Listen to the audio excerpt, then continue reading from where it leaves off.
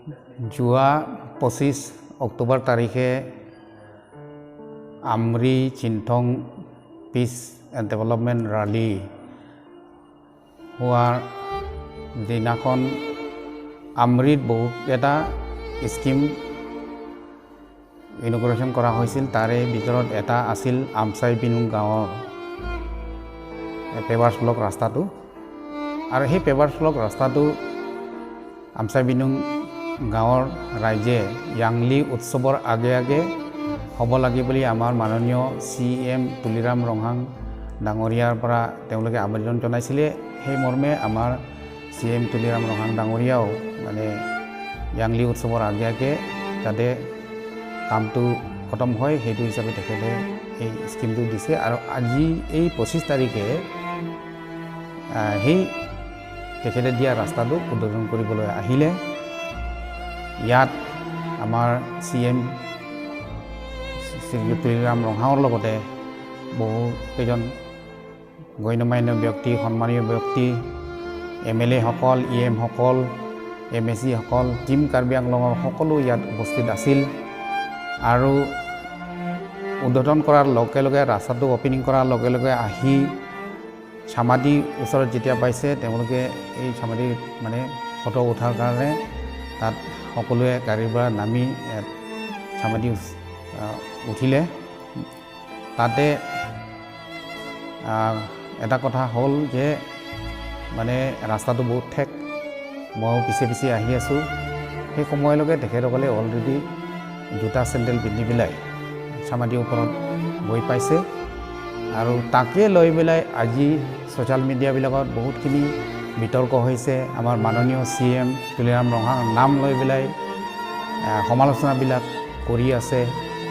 কিন্তু এটা কথা আমি স্পষ্ট হোৱা দৰকাৰ, মাননীয় CM তুলিৰাম ৰংহাং লগতে যিসকল গণ্যমান্য ব্যক্তি, সন্মানীয় ব্যক্তিসকল তাত উঠিছে তেখেতসকলে আমাৰ তিৱা পৰম্পৰা মতে চামাদিত জোতা চেণ্ডেল পিন্ধি পেলাই প্ৰৱেশ কৰিব নোৱাৰি, সেই কথাটো তেখেতসকলে নাজানে।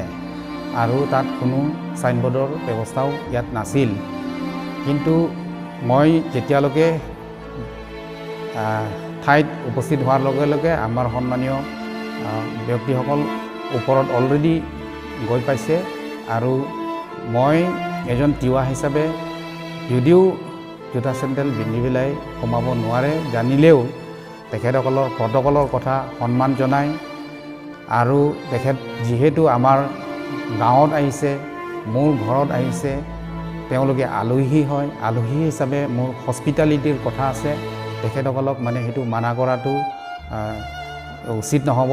সেইখিনি ভাবি পেলাই মই এইটো মানে তেখেতসকলক মানা কৰাটো নহ'ল বা থাকি গ'ল। কাৰণ অলৰেডি ওপৰত তলত যেতিয়া আছিলে তেতিয়াতো মানে ক'ব পৰা অৱস্থা আছিল। কিন্তু তাৰ কাৰণে সেইখিনি কথাটো লৈ পেলাই যে ছ'চিয়েল মিডিয়াত ইমানখিনি বিতৰ্ক হৈছে, সমালোচনা কৰিছে, তাকে মই মোৰ ফালৰ পৰা অনুৰোধ কৰিছোঁ ছ'চিয়েল মিডিয়া বন্ধুসকলক সেই বিতৰ্কটো আৰু বঢ়াব নালাগে। কাৰণ ইয়াত আমাৰ মাননীয় CM তুলিৰাম ৰংহাং তেখেতৰ মানে নামবিলাক সন্নিৱিষ্ট কৰি সমালোচনা কৰি আছে, অকল মোৰ নামটো নহয়। গতিকে এই কথাটো লৈ পেলাই এনেকুৱা কৰিলেতো আমাৰ ভৱিষ্যতৰ কথা আছে। তেখেতসকলে চিন্তা কৰিব লাগিব যে আমাৰ তিৱা গাঁওবিলাকত যেতিয়া স্কিম দিব বা তিৱা গাঁৱত যেতিয়া তেওঁলোকে আহিব সেই সময়ত তেওঁলোকে বহুত চিন্তা কৰিবলগীয়া হ'ব। সেইবিলাক কথা কিছুমান থাকি যায়। গতিকে মই অনুৰোধ কৰিছোঁ এইখিনি কথাৰ লগত।